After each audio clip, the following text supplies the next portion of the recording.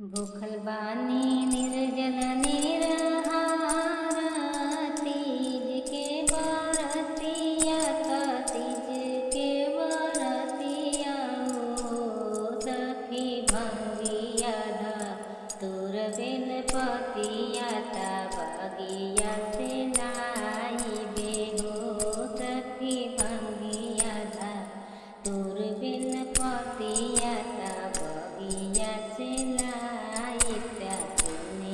चुन लाई भी हो। गंगा जी से कर गंगा जी में कर स्नान माथा सोला हो सिंगार सोला हो सिंगार करबे हो सखी सजे धज के जाबे मंदिर वाता विधि से पूजन करबे हो सखी सजे धज के जाबे मंदिर वाता विधि से पूजन करबे हो।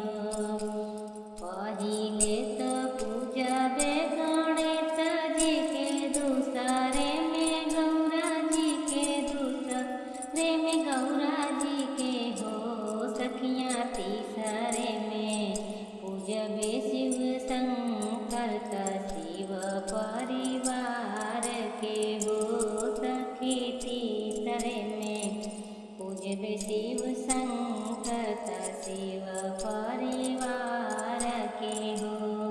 अचरा पसारी हम मंगबै त मांगन इहे त मांगन इहे मांगबे हो सखी हर जन्म रही हमें बात अमर सुहागनी हो।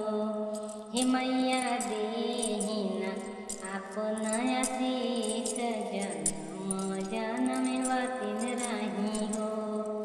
जैसे मैया गौरी तुहायु अखंड एहवातिन अखंड सौभाग्यवती हो मैया हो गया से हमके देही हम एहवातिन रही हो।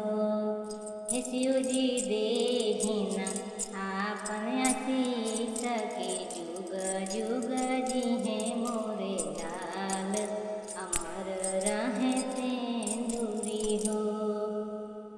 हे शिव जी देहिना आपन आशीष जुग जुग जी मोरे लाल अमर रहे सिंदूरी हो।